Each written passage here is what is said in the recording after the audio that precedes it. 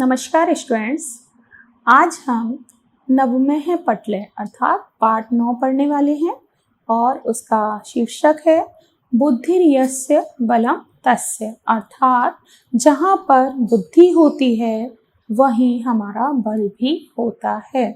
किसी के पास अगर बल है लेकिन उसके पास बुद्धि नहीं है तो उस बल का कोई काम नहीं आता वो बल। तो इसलिए जहाँ बुद्धि होती है वहीं बल होता है। कोई बलवान नहीं है लेकिन बुद्धिमान है तो वो अपनी बुद्धि से अपने आप को जिता सकता है, अपने सारे कार्य सफल कर सकता है, किसी से हार नहीं सकता। लेकिन जहाँ केवल बल होता है और बुद्धि नहीं होती है वहाँ पर वो व्यक्ति बलवान होते हुए भी हार जाता है। तो जहाँ बुद्धि है वहीं पर हमारा बल भी होता है। ये इस पाठ का शीर्षक है। ये कहानी है, तो अब हम कहानी पढ़ते हैं और कहानी पढ़ने के बाद हम इस शीर्षक का अर्थ भी अच्छे से समझ जाएंगे कि ये शीर्षक इस कहानी का क्यों दिया हुआ है।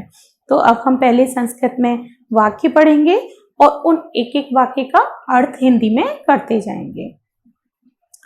दंडकारण्ये अस्वस्थस्य एकः विशालः वृक्षः आसीत्। दंडकारण्य अर्थात दंडक जंगल में, कारण्य जंगल होता है, अस्वस्थस्य अर्थात पीपल का, एक है एक, विशाल है बड़ा, वृक्ष है एक पेड़, आसीत् था। दंडक जंगल में पीपल का एक बहुत बड़ा विशाल पेड़ था। तस्मिन् वृक्षे अनेके खगाः वसन्ति स्म। उस वृक्ष पर अनेके खगा अर्थात अनेक पक्षी वसन्ति स्म रहते थे। उस वृक्ष के ऊपर अनेक पक्षी रहते थे।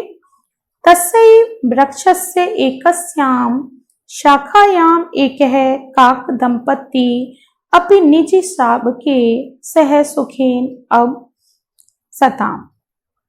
अर्थात तस्यैव उस ही वृक्षस्य वृक्ष के एकस्यां शाखायां एक शाखा पर एक डाली पर एक है काकः दंपति, एक काक दंपति अर्थात कौवे का एक जोड़ा, पति पत्नी दोनों, निज शावकः अपने पुत्रों के साथ, छोटे बच्चों के साथ, सुखेन अवसताम अर्थात सुख से रहते थे। अर्थात उस वृक्ष की एक डाली पर एक कौवे का जोड़ा अपने बच्चों के साथ रहता था। तो प्रतिदिनम वे दोनों प्रतिदिन स्वशावकेभ्य अपने बच्चों के लिए भोजनम आनयतः इसमें भोजन लेने के लिए जाते थे। ये हमारा एक पैराग्राफ हो गया। अब हम दोबारा इसका अर्थ देख लेते हैं पूरे का। दंडक जंगल में पीपल का एक बहुत बड़ा पेड़ था। उस वृक्ष पर अनेक पक्षी रहते थे। उस ही वृक्ष की एक शाखा पर एक कौवे का जोड़ा अपने बच्चों के साथ सुख से रहता था और वो प्रतिदिन अपने बच्चों के लिए भोजन लेकर आते थे। अब आगे, एकदा तस्मिन्नेव वृक्षस्य एकस्मिन् कोटरे एकः कृष्णसर्पः अपि आगत्य अपसत्। एकदा एक बार, तस्मिन्नेव उस ही वृक्षस्य वृक्ष की, एकस्मिन् कोटरे एक कोटर में अर्थात एक जो वृक्ष की जो डाली होती है उसके अंदर छोटी छोटी जो है वो बने होते हैं, एक गुफासी होती है उसके अंदर, उसमें कोटर बोला जाता है उसको। तो उस कोटर में एक है कृष्ण सर्प है, एक काला सांप, अपि आगत्य अपसत, वह काला सांप भी आगत्य वहां आकर अपसत रहने लगा। तो एक बार उस वृक्ष की एक कोटर में एक काला सांप भी आकर रहने लगा। एकदा यदा काक दंपति भोजनाय नीडात बहि अगच्छताम्। एकदा एक बार, यदा काक दंपति जब काक दंपति कौवे का वह जोड़ा भोजनाय भोजन के लिए, नीडात बहि मतलब नीडात अपने घोंसले से, बहि बाहर, अगच्छताम गया हुआ था, तदा तब, सह वह कृष्ण सर्प है काला सांप, नीड़े प्रविश्य उस घोंसले में प्रवेश कर गया और सर्वान शावकाम अभक्ष्यत, और सभी जो है शापकाम बच्चों को अभक्ष्यत खा गया। अर्थात जब वह दंपति भोजन लेने के लिए बाहर गए थे अपने घोंसले से, तब वह काला सांप उस घोंसले में आकर उन सारे उसके जो बच्चे थे उन दंपति के उन बच्चों को खा गया। यदा काक दंपति वृक्षं प्रति प्रत्यागच्छताम तदा नीडे शापकाम न दृष्ट्वा तान सर्वत्र अन्विष्यताम। यदा काक दंपति, जब वह काक दंपति कौवे का जोड़ा वृक्षं प्रति प्रत्यागच्छतम, वृक्ष पर वापस लौटा, तदा नीडे, तब अपने घोंसले में शापकाम न दृष्ट्वा, अपने बच्चों को न देखकर, तान सर्वत्र अन्विष्यताम, उन्हें सर्वत्र खोजने लगा, उन्हें ढूंढने लगा, सभी जगह, सर्वत्र सभी जगह।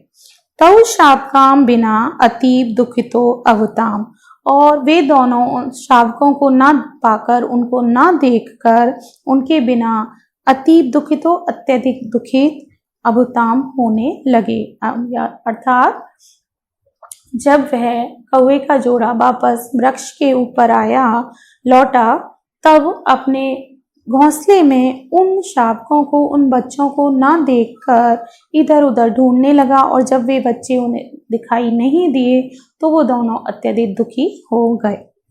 अब आगे पढ़ते हैं। अन्यस्मिन् अहनि वृक्षस्य अधः कृष्ण सर्पं दृष्ट्वा काकः स्वभार्या अवदत्। अन्यस्मिन् अहनि अर्थात दूसरे दिन, पेड़ वृक्ष से अधः अर्थात पेड़ के नीचे, कृष्णम सर्पम काले सांप को दृष्ट्वा देखकर, काकः स्वभार्या अवदत्, जो कौवा है वह अपनी पत्नी, स्वभार्या अपनी पत्नी से बोला। दूसरे दिन वृक्ष के नीचे काले सांप को देखकर कौवा अपनी पत्नी से बोला, पश्य देखो, तम सर्पम, वह सर्प को, उस सर्प को देखो, नूनम एषः एव आवयो शापकाम अखादत। नूनन एष, निश्चय ही, आवयो, हम दोनों के बच्चों को इसी ने खाया होगा। काकी शोकेन तम अवदत्, और जो कौवे की पत्नी है वह शोक से यानी दुखी होकर, तम अवदत्, तब बोली, धिक तम दुष्टम सर्पम, धिक तम, धिक्कार है उसे, दुष्टम सर्पम, यह सर्प जो है वो बहुत दुष्ट है। काकः पुनः अवदत्, कौवा पुनः बोला, अलम शोकेम, तुम दुखी ना हो, शोक ना करो। इदानीं दुष्ट सर्पस्य विनाशस्य उपायम चिंत्या, इस दुष्ट सर्प के विनाश का उपाय जो है वो चिंत्या, सोचो। अर्थात पूरे पैराग्राफ का दोबारा अर्थ देखते हैं। अन्यस्मिन् अहनि वृक्षस्य, दूसरे दिन वृक्ष के नीचे काले सांप को देखकर कौवे ने अपनी पत्नी से बोला, पश्यतम सर्पम, देखो उस सांप को, निश्चय ही इसी सांप ने हम दोनों के बच्चों को खाया है। तो उसकी पत्नी ने दुखी होकर कहा, धिक्कार है उस दुष्ट सर्प को। कौवा पुनः बोला, तुम चिंता ना करो, अर्थात तुम शोक ना करो, इस दुष्ट सर्प के विनाश का कोई उपाय सोचो। आगे पढ़ते हैं। वृक्षस्य समीपे एकः सरोवरः अपि आसीत्, उस वृक्ष के पेड़ के समीप यानी पास में ही एक सरोवर, एक तालाब था। तत्र एकः नृपः स्नातुम् आगच्छत्, वहां एक राजा स्नान करने के लिए आया। नृपेण सह अनेके सैनिकाः अपि आसन्, और राजा के साथ में उसके अनेक सैनिक भी वहां पर थे। राजा वस्त्राभूषणानि सरोवरस्य तीरे अस्थापयत्, सैनिकाः च तानि रक्षन्ति स्म। राजा ने वस्त्र और अपने आभूषण सरोवरस्य तीरे, सरोवर के किनारे, अस्थापयत् रख दिए, सैनिका च और सैनिकों को, तानि रक्षन्ति इसमें उनकी रक्षा करने के लिए कह दिया। वृक्षस्य उपरि स्थित है काकः काकीम अवदत्, वृक्ष के ऊपर जो कौवा था, तो वृक्ष के ऊपर स्थित कौवे ने काकीमब्दत अपनी पत्नी से कहा, अहम एकम उपायम अचिंत्यत, मैंने एक उपाय सोचा। इति उक्त्वा, ऐसा कहते हुए, काकेः झटति नृपस्य स्वर्णहारम आदाय सर्पस्य कोटरे अक्षिपत। ऐसा कहते हुए काकेः कौवे ने झपटी, झट से यानी अचानक से, नपस्य राजा के स्वर्णहार को आदाय लेकर सर्पस्य कोटरे अक्षिपत यानी सर्प के उस सांप की कोटर में अक्षिपत फेंक दिया।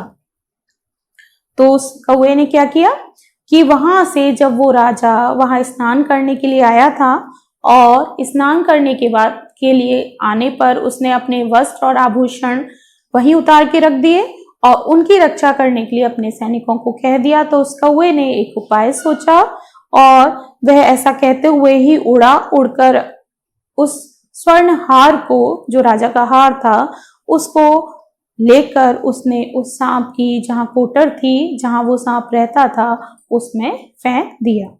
इदम दृष्ट्वा यथेव सैनिकाः, इदम दृष्ट्वा यह देखकर, यथेव सैनिका वो सारे सैनिक जो हैं, स्वर्णहारम प्राप्तुम सोने के हार को प्राप्त करने के लिए, सर्पस्य कोटरम सांप की कोटर को, खंतुम आरभंत अर्थात खोदने के लिए आरंभ कर दिया उन्होंने।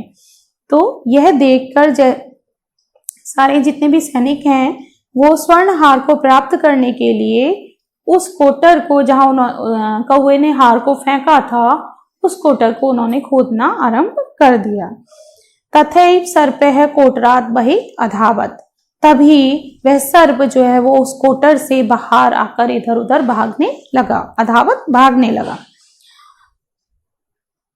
सर्पम दृष्ट्वा सैनिकाः तम अमारयन् स्वर्णहारम च प्राप्तवन्त। सर्पम दृष्ट्वा सैनिका, सर्प को देखकर सैनिकों ने तम अमारयत उसे मार दिया, स्वर्णहारम च प्राप्तवन्त और सोने का हार जो है वो प्राप्त कर लिया। सर्पम मृतम दृष्ट्वा काक दंपति प्रसन्नो अवताम, और सर्प को मरा हुआ देखकर काक दंपति, दोनों कौवे का जो जोड़ा था, दोनों पति पत्नी थे, प्रसन्नो अवताम, वो प्रसन्न हो गए। तो इस तरह से ये हमारी कहानी खत्म हो गई।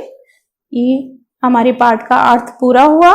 तो अब हमें समझ में आ गया कि जहां बुद्धि होती है वहीं बल होता है, क्योंकि कौवे ने अपनी बुद्धि लगाई और उसे उस सर्प को नष्ट करना था, क्योंकि वो उनके बच्चों को खा गया था। इसलिए उन्हें सर्प को उसने अपनी युक्ति से, अपनी बुद्धि से उस सर्प को मरवा दिया। वो सर्प मर गया और वो दोनों आराम से उस पेड़ पर रहने लगे। अब इसके हम शब्दार्थ करते हैं, लेकिन शब्दार्थ करने से पहले हम इस पाठ में कुछ उपपद विभक्तियों का प्रयोग किया गया है। अभी तक हमने लकार पढ़े थे, पिछले पाठों में अपने लकार पढ़ लिए थे, कुछ हमने प्रत्यय भी पढ़े थे, लेकिन इसमें इस पाठ में उपपद विभक्ति हैं। जब हम अनुवाद करते हैं, जो हमारी विभक्ति होती हैं, प्रथमा विभक्ति, द्वितीय विभक्ति, तृतीय विभक्ति, ये सारी जो विभक्ति होती हैं, उसमें जो रूप चलते हैं, जिनके आधार पर हम अपने अनुवाद करते हैं संस्कृत में, तो उन रूप के आधार पर कुछ विभक्ति जो होती हैं, उपपद विभक्ति, वो ऐसी होती हैं कि कारक का प्रयोग ना करके हमें और उन शब्दों के अनुसार विभक्ति चेंज हो जाती है, उसमें हमें दूसरी विभक्ति लगानी ही होती है। तो इन विभक्ति का ज्ञान होना जरूरी है, तभी हम इस पाठ में जो अपने आगे के प्रश्न हैं वो कर सकते हैं।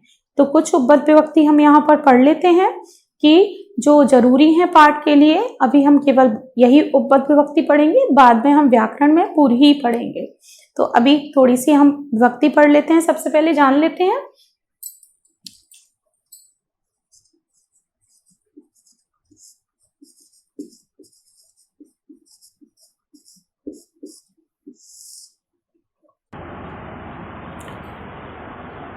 उपपद विभक्ति। जब हम कुछ शब्द इस तरह के होते हैं कि उनमें हम कारक का प्रयोग नहीं करते। जो हमारे कारक होते हैं, जो हमने पढ़े हुए हैं, कर्ता कारक, कर्म कारक, संबंध कारक, अपादान, संपदान, तो इन कारक के आधार पे हम विभक्ति लगाते हैं, शब्द के रूप बनाते हैं।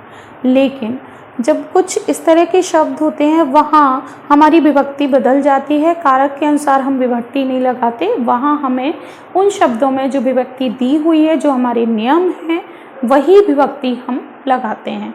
तो यहाँ कुछ हम शब्द देख लेते हैं, कौन सी विभक्ति में किन शब्दों के आधार पे विभक्ति चलती है वो देख लेते हैं, तभी हम आगे के प्रश्न कर पाएंगे। तो सबसे पहले हम देखते हैं द्वितीय विभक्ति। यहाँ कुछ शब्द हैं द्वितीय विभक्ति के, जैसे प्रति, बिना, परितः, उभयतः,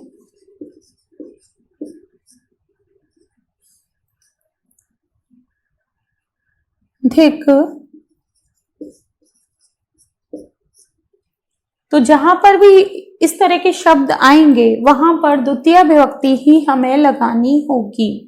चाहे कोई भी वहां कारक आ रहा हो हमारा, जैसे आता है बगीचे के चारों ओर वृक्ष हैं, तो बगीचे के चारों ओर के आ रहा है वहां पर, तो के में तो हम कौन सी विभक्ति लगाते हैं?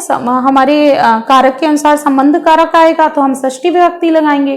लेकिन जब अगर यहाँ पर परितः अर्थात चारों ओर होता है, तो यहाँ पर परितः आ रहा है, चारों ओर का हम लिखेंगे परितः, तो परितः जहां पर भी आ रहा है वहां हमें द्वितीय विभक्ति ही लगानी पड़ेगी, वहां हम षष्ठी विभक्ति नहीं लगा सकते। ये उपपद विभक्ति के नियम होते हैं। तो इस तरह जहां पर भी प्रति आ रहा है, बिना आ रहा है, परितः है, उभयतः है, धिक् है अर्थात धिक्कार करना, तो तभी हमें द्वितीय विभक्ति का प्रयोग करना होगा। इसी तरह से तृतीय विभक्ति। तृतीय विभक्ति में सह, अलम, अलम अर्थात सह साथ, अलम नहीं, मत करना, बिना, प्रयोजनम अर्थात किसी के बिना, जैसे मछली पानी के बिना जीवित नहीं रह सकती, बिना इसमें भी आता है और बिना द्वितीय में भी आता है, तृतीय विभक्ति भी लगा सकते हैं हम वहां पर, और एक और है पंचमी विभक्ति में भी हमारा बिना शब्द आता है। तो इस तरह से प्रयोजन, किसी प्रयोजन के, हम किसी के माध्यम से, किसी उद्देश्य के कारण हम कोई कार्य कर रहे हैं, तो वहां पर भी, सह साथ में भी, तो इस तरह से यहाँ पे तृतीय विभक्ति हमें लगानी होती है। वहां हम दूसरा कारक के अनुसार वहां पर विभक्ति नहीं लगा सकते हैं। इसी तरह चतुर्थी विभक्ति। चतुर्थी विभक्ति में रुच धातु है, कोई चीज अच्छी लग रही है, क्रुद्ध, हमें क्रोध कर रहे हैं हम कहीं पर, रुच धातु है, क्रुद्ध धातु है, नमः है जहाँ पे नमस्कार करना है, दा धातु जहाँ कुछ देने की धातु आती है जिसके रूप चलते हैं यक्ष में। इसी तरह से और भी स्वस्ति, कल्याण, स्वाहा, इस तरह से ये जहां पर भी ये शब्द आते हैं, धातुएं प्रयोग होती हैं, वहां पर हम चतुर्थी विभक्ति का प्रयोग करते हैं।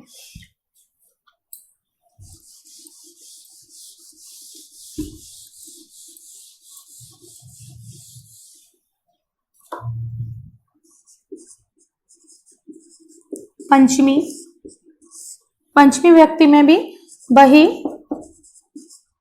जैसे घर के बाहर जा रहे हैं या कक्षा के बाहर अध्यापक गए हुए हैं, तो वहां के आ रहा है, वहां षष्ठी लगनी चाहिए कारक के अनुसार, लेकिन वहां पर वही अगर आ रहा है तो वहां हम पंचमी विभक्ति का प्रयोग करेंगे। विना में भी पंचमी लगेगी, विना में द्वितीय, तृतीय और पंचमी विभक्ति का प्रयोग होता है। वही विना भी अर्थात डरने की धातु जो आती है विभक्ति, उसमें भी पंचमी का प्रयोग होता है। इसी तरह अंतरंकम,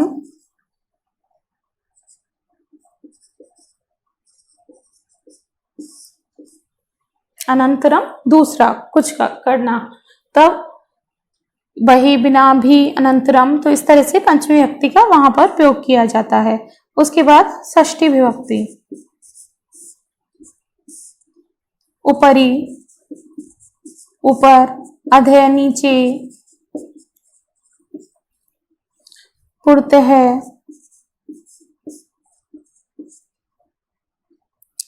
वामतः,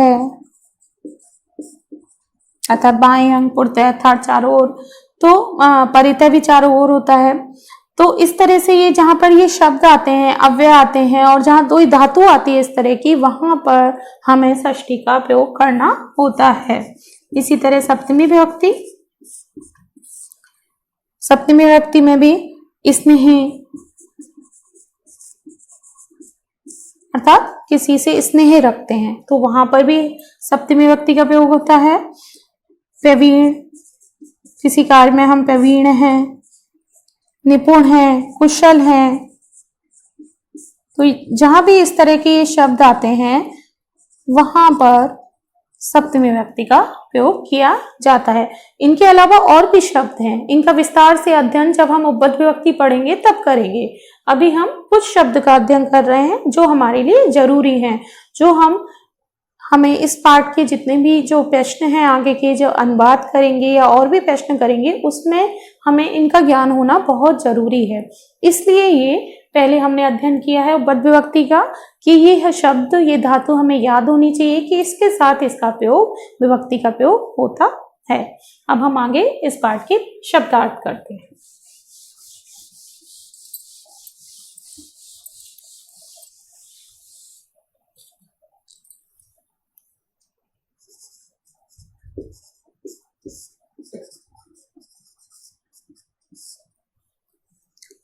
अस्वस्थस्य अर्थात पीपल का,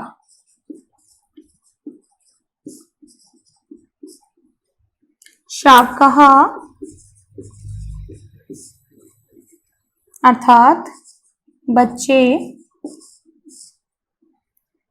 नीड़ात अर्थात घोंसला, नीड़ात घोंसले से,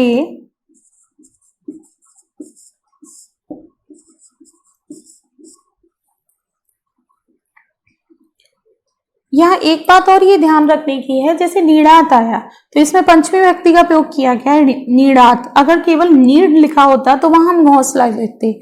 शब्दार्थ लिखने में जब हम उसका अर्थ लिखते हैं तो जो विभक्ति उसमें लगी होती है उसके अनुसार ही लिखा जाता है। जैसे यहाँ नीड़ात है तो हमने घोंसला नहीं लिखा, घोंसले से अर्थात पंचमी विभक्ति नीड़ात, तो इसलिए यहाँ पर से भी लगाया कि घोंसले से। नूनम अर्थात अवश्य ही,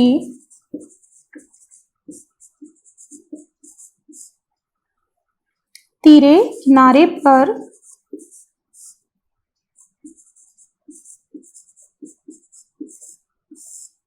किनारे पर, तीरे पंचमी सप्तमी विभक्ति है। रामे लिखते हैं हम, रामे रामयो रामेशु, इसलिए खन, खन धातु होती है खोदने की, खोदना,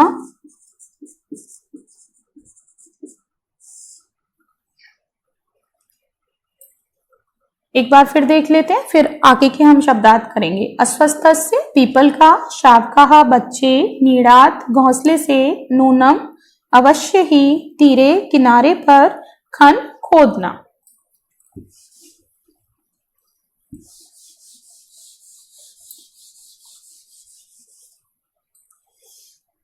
अमार्यत अर्थात मार दिया।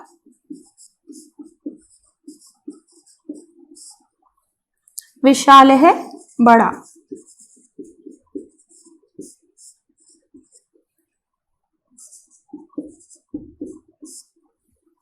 कोटर जो है उसका बिल। अहनी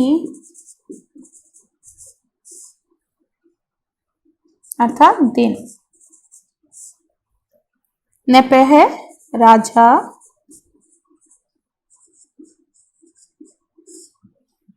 प्राप्त बनते हैं अर्थात प्राप्त कर लिया।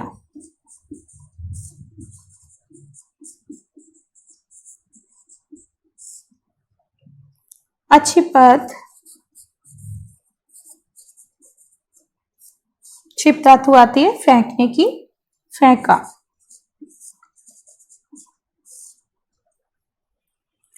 अमार्यत मार दिया, विशाल है बड़ा, कोटर बिल, अहन दिन, नपह राजा, प्राप्त बनते है प्राप्त कर लिया, अक्षिपत फेंका। तो इस तरह से ये हमारे शब्दार्थ पूरे हो गए।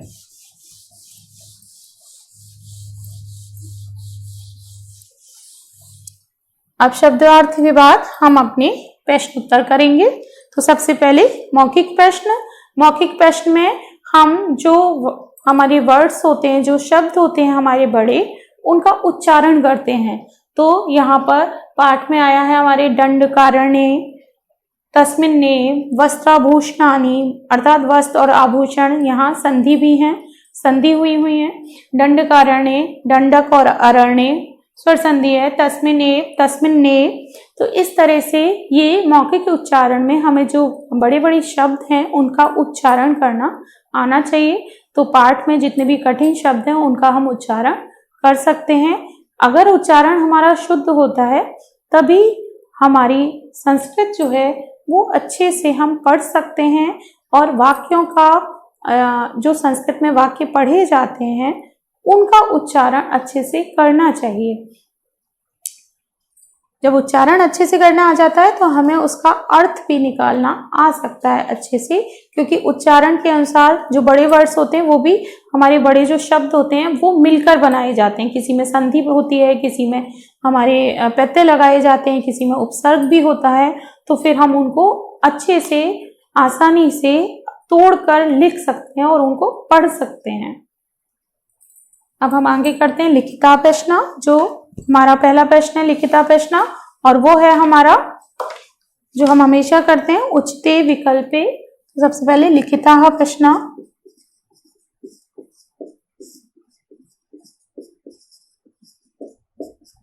अर्थात लिखित प्रश्न, और इसमें पहला है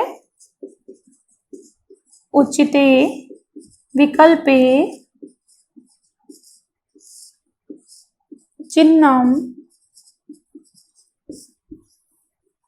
योजयत, अर्थात उचित विकल्प पर सही का निशान लगाइए, सही का चिन्ह लगाइए। तो का है वृक्षे के वसंती स्म, अर्थात वृक्ष पर कौन रहते थे। तो इसमें विकल्प हैं अनेके खगाः, अर्थात अनेक पक्षी, ख है अनेके मृगाः, अनेके मृगाः, अर्थात अनेक हिरण, और ग है अनेके कीटाः, अर्थात अनेक कीड़े। तो हमने क्या पढ़ा था अभी कि हमारे वृक्ष के ऊपर कौन रहते थे, कौन बसते थे, अनेक खगाः, अर्थात अनेक पक्षी वृक्ष के ऊपर रहते हैं। मैं तो रह नहीं सकते, अनेक कीड़े वो तो वैसे ही रहते हैं। अनेक खगाः अर्थात, तो हमारा ये सही जो विकल्प है वो है वृक्षे अनेके खगाः वसन्ति स्म। अब हम खा करते हैं काक संपत्ति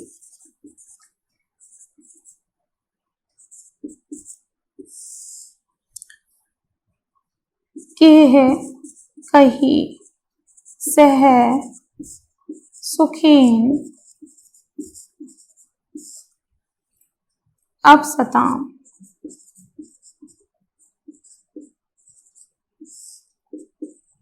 अर्थात काक दंपत्ति जो है वो कही किसके साथ सुख से रहते थे। कही आ रहा है, देखिए यहाँ पर सह आ रहा है, तो सह के साथ हमने अभी पढ़ा था कि यहाँ सह के साथ हमारी तृतीय व्यक्ति का प्रयोग होता है, और कही जो है वो हमारी तृतीय व्यक्ति बहुवचन है। तो इसलिए यहाँ पे तृतीय व्यक्ति का प्रयोग हुआ कही में। यहाँ पर विकल्प देख लेते हैं। क है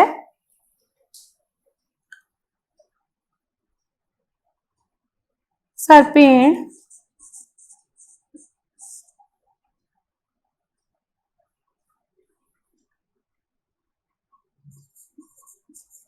ख पक्षी भी,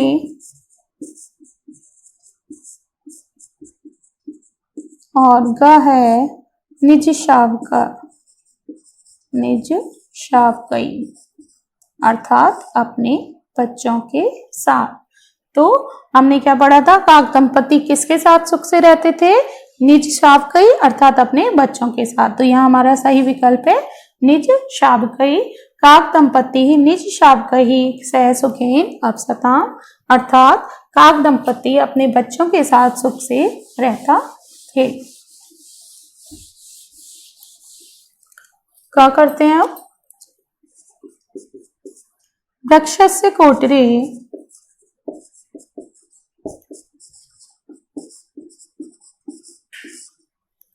कह बसति, बसति इस वृक्ष की कोटर में कौन रहता था। तो अब यहाँ पर हम फर्स्ट सेकंड थर्ड कर लेते हैं, क्योंकि काखा गा में फिर हम कंफ्यूज हो जाएंगे कि काखा गा हम यहाँ पर भी लिख रहे हैं। तो पहला है हमारा काके है, दूसरा है शावकहा, और तीसरा है सर्प है।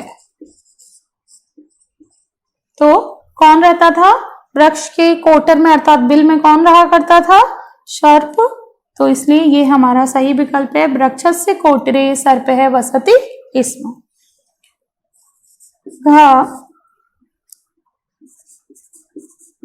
सरोवरे कह स्नानं करोति स्म, अर्थात सरोवर पर कौन स्नान के लिए करने के लिए गया था या स्नान कर रहा था। तो पहला है यहाँ पर काके है, दूसरा विकल्प नृपय है, और तीसरा विकल्प है हमारा सैनिकः। तो कौन गया था सरोवर पे स्नान करने के लिए, नृपय राजा गया था, और सैनिक उसके वस्त्र और आभूषण की रक्षा कर रहे थे। तो यहाँ हमारा सही विकल्प क्या है, नृपय। सरोवरे नृपय स्नानम करोति स्म। तो इस तरह से ये हमारे उचित विकल्प पर सही का चिन्ह लगाइए। ये हमारा पहला प्रश्न अब समाप्त होता है।